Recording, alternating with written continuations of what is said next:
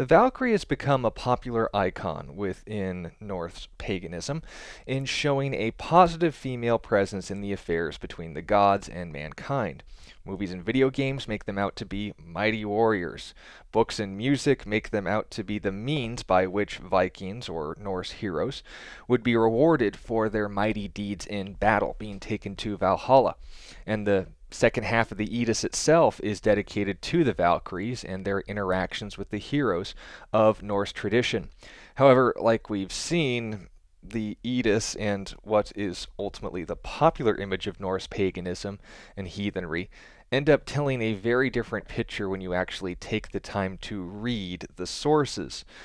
Now, call me old fashioned, but if you believe something is real, it doesn't change if you find things that you don't like about it. What something is remains reality, regardless of how you feel about it. And while it is a positive image for some people to consider the Valkyries warriors, the means by which Odin's champions enter the afterlife, or even in the most general sense, and understand this, a system of worthiness by which these beings are set in order to basically make the foundations for how you ought to live your life.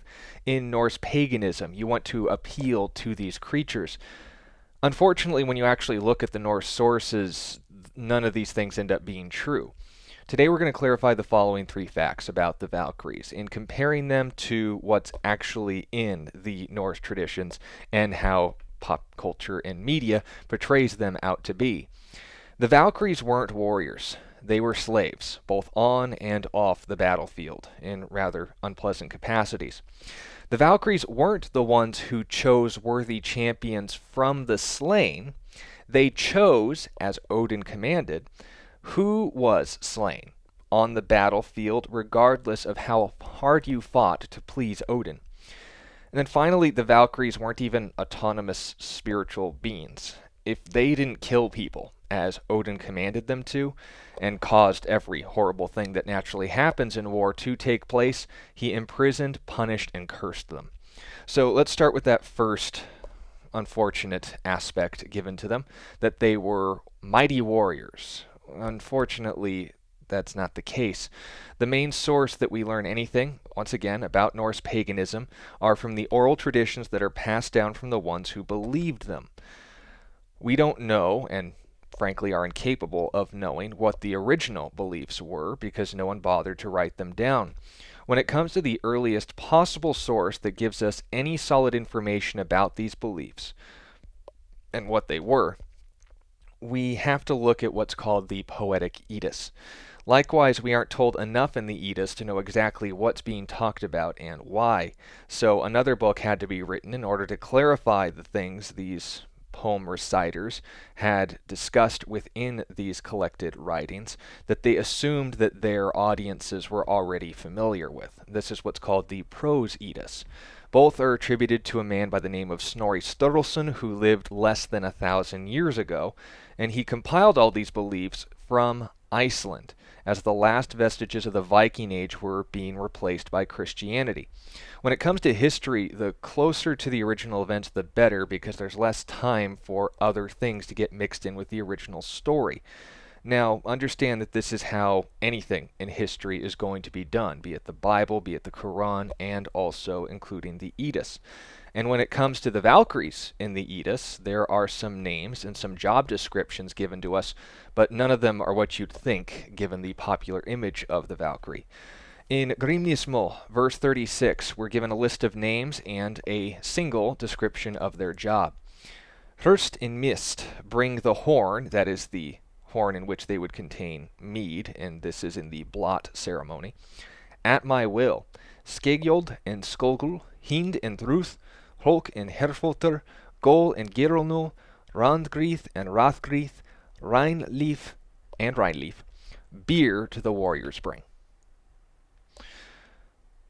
Snorri notes this list of the Valkyries, and note this is according to the footnote commentary on this verse by Sir Henry Adams Bellows, one of the most prominent and earliest English translators of the Prose Eddas, and you can find his translation available online, noted the following about this passage given how little context we have about this list of names and what is meant when it says beer to the warriors bring, as essentially all that they do.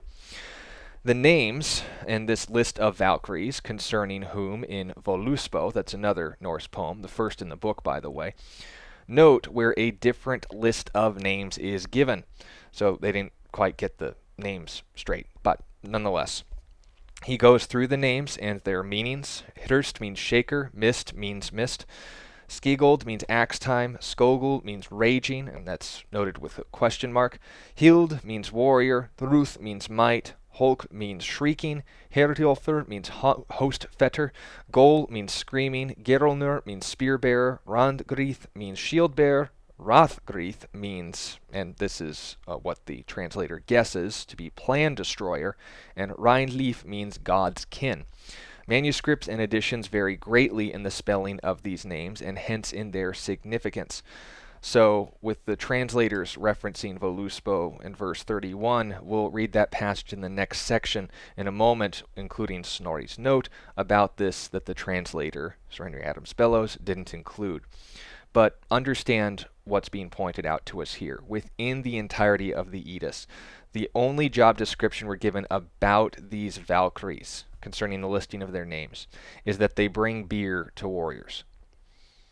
When we piece together the other details we have about where they are bringing this beer to which warriors, that would be in Odin's hall, it literally ends up putting these Valkyrie in a position of brothel attendants. Now, we aren't told that they are required to service Odin's champions beyond giving them beer after they fight all day, but it's a far cry from how they are portrayed in pop culture. Second, regarding their namesake, choosers of the slain. The word Valkyrie itself means exactly that, but the problem is that this is assumed to mean they choose individuals who have been slain in order to determine if they're worthy to be taken to Valhalla. When you actually read the sources, you find out it means something else entirely. They don't choose from the slain, they choose who is slain. In Voluspo, verse 31, it says, "On all sides I saw," this is Volva speaking to Odin in a prophetic tone, "in all sides saw I Valkyries assemble, ready to ride, to the ranks of the gods. Skuld bore the shield, and Skolgul rode next, Guth, Hild, Gondul, and Girsokul, of Hirjan's maidens. The list have ye heard, Valkyries ready to ride o'er the earth." The commentary of Sir Henry Adams Bellows once again notes the following about this passage. Valkyries, these choosers of the slain, and this is noted in the first stanza, bring the bravest warriors killed in battle to Valhall, in order to reinforce the gods for their final struggle. They are also called wish maidens, as the fulfillers of Odin's wishes. The conception of the supernatural warrior maiden was presumably brought to Scandinavia in the early times from the South Germanic races, and later it was interwoven with the likewise South Germanic tradition of the Swan Maiden. Note that because it will be important. A third complication developed when the originally quite human women of the hero legends were endowed with the qualities of both Valkyries and Swan Maidens. Sigrun is a perfect example. As is the cases of Brynhild in Grípsbo in the introductory note, Svava, who some believe is the spiritual nature of Sigrun, although we aren't sure exactly, you would read about here in Hilgathvita, which is in the Eddas, and there may be an interpretation that is quite different from the list that is given in Grimnismo. But note this as well, and this is also interesting, about Sigrun in Hilgathvita Hundingsbana, the first poem, verse 17, and noting that the list of the names are anyone's guess, as they were mentioned in Grimnismo. And then it goes on to clarify the ranks of the gods are noted to be a place rather than a name. Hirjan, they believe, or leader of host, isn't referencing a Valkyrie, but their leader, Odin. And it is also worth noting that Hild is tied into the term Brynhild, which means warrior in a male coat. Now, All that said, and reading Sir Henry Adams Bellow's commentary, remember that the Edis was compiled from Iceland, yet the two sources that the translator mentions these terms existing in prior to this and having a lot in common with were the Wish Maidens and the Swan Maidens that probably were interwoven with the, and this is important to note, human heroes in Norse history. That is important because when we look at the way that these transitioned from Germany, and southern Germany in particular, all the way to Iceland when Snorri finally compiled them, we need to realize that the most comprehensive and complete source, if you can say even that, of Norse paganism is the Edis.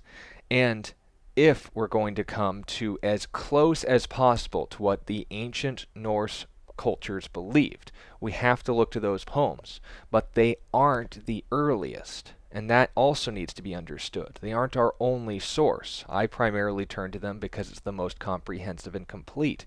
But, as the translator noted, this reference to the Valkyries is a very similar tone to the Swan Maidens and the Wish Maidens in the southern Germanic sagas. The Swan Maiden, for those of you who don't know, is literally just a type of woman that could transform into a swan whenever guys wanted to do something to them. On the other hand, Wish Maidens were the things that get this really interesting when it comes to their role in preparing Valhalla for Ragnarok as Odin commanded them to. In Hilda Ellis Davidson's book, The Road to Hell, and she mentions not only the Eddas as her source and standard, but also the South Germanic sagas to get these details about the German and the Norse overall view of the afterlife. When the Valkyries came up, she noted the following on page 69, where she began with a footnote describing and referencing Grimnismal 36, which we have already read. And she includes this interesting footnote. Does Odin send to every battle. They ordain which men are doomed to death, and decide the victory. Now, regarding the Swan Maidens, she notes from the sagas how this is done on page 70. This is a quote. Lastly, we have the idea of the Valkyrie as a woman who can assume the shape of a swan. This occurs in Volundarkvida, where Volundr and his two brothers capture and marry 3 Valkyries by stealing their swan shapes from them so that they cannot fly away. A quick pause. One wonders if they use the word marry, why they would try to run from the process. Just a side thought. And again in Jormungandr Saga, section 7, where the warrior fighting within Jormungandr Saga is protected by a woman in the shape of a swan. Now note this, who flies over his head in battle and chants spells. She doesn't fight alongside him, she enchants him so that he cannot be vanquished. Now this provides further context as to why Odin cursed a Valkyrie for protecting a man that Odin wished to die in battle. She didn't fight to defend him, note that point, but she used her spells against Odin's wishes. When she was found later in a castle of fire, he cut the chainmail she was bound by, wanting to get a look at her body, but unknowingly freed her in the process. You can read about this in Fafnismal and Sigurvindmul, but we'll get more to that in a moment. As we've seen from their earliest possible sources on the topic, even ones earlier than the Eddas, they describe the Valkyries as fulfilling their job description, not as picking worthy champions, and depending on how well they fought in battle, earning their attention, but using magic to curse or enchant people as they fought in order to cause their deaths, and then take them to Valhalla as Odin ordered them to. Which brings us to the final point. Were the Valkyries strong spirits, or were they simply sadistic slaves? In the sagas of Dar, Yol, and trust me, it is pretty interesting to pronounce when compared to a modern English speaker, as well as Hakonarmol, we are given 2 very different visual presentations of the Valkyrie. Hakonarmol says they were described in the way they are oftentimes portrayed, as armored women on horses. However, this is, while the more popular presentation, as we said, in the Sturlunga saga as a whole, it describes them as the following. They ride wolves and carry troughs. They knit sheets out of gore and throw them over warriors that result in their deaths, as Odin commanded them to. They rejoice in the slaughter and conflicts of men, given the fact that it essentially gives them something to do with their time until Ragnarok, where everyone knows they're going to ultimately die anyway. It's not exactly a cheery picture concerning the afterlife. But all that being said, it's no wonder that when a Valkyrie, this is in reference to Sigrun Harkensbana, the section poem, Hundingsbana, excuse me, when she had lost yet another husband, the one whom she blamed for murdering him. This was outside the context of battle, note that point. And if you want further details on this, we also discussed this in our study regarding the cause of evil. Was it Yahweh or is it Odin? He reminded her that Odin causes every death. And as a Valkyrie, Sigrun should have known that firsthand, given that she followed Odin's orders in making exactly that be the case. It gives further context. And again, Helgakvida, Hundingsbana, the second poem, verse 33. Mad art thou, sister, and wild of mind, such a curse on thy brother to cast. Odin is ruler of every evil, who sunders kin with runes of spite. Notice, Odin doesn't necessarily enact the death, but he causes it through runes, through magic, like the Valkyrie.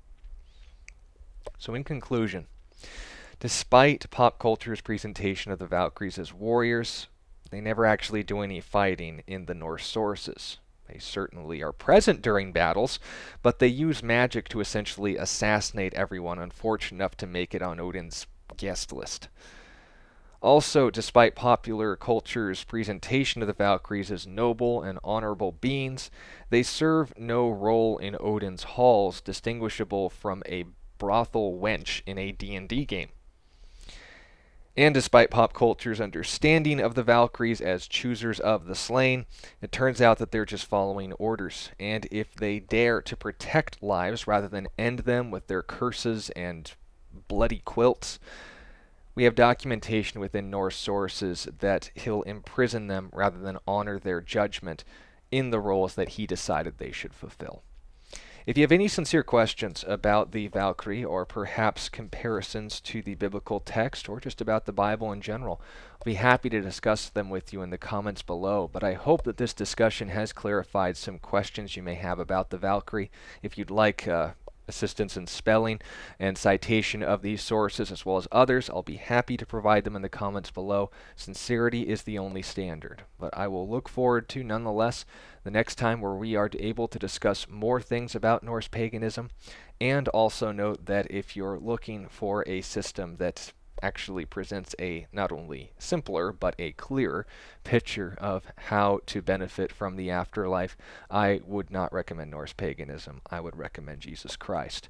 While Odin sends out these spirit witches to curse people in the context of battle exclusively, and then from there decides who goes to Valhalla and who doesn't, the Bible isn't so fatalistic and, dare I say, even nihilistic in its views of the afterlife. The God of the Bible simply offers a relationship with you, and he has given you the liberty of choosing or rejecting that relationship. Same can't be said of the Valkyries. Same can't be said between you and Odin. And even if you believe that Odin is real, I would highly recommend you look more into these sources, because for all intents and purposes, he's not the kind of God that you want on your side, let alone aware of your existence. I look forward to the next time we can talk together, and remember that Jesus loves you, and I hope, unlike Odin, that God blesses you and gives you a wonderful day.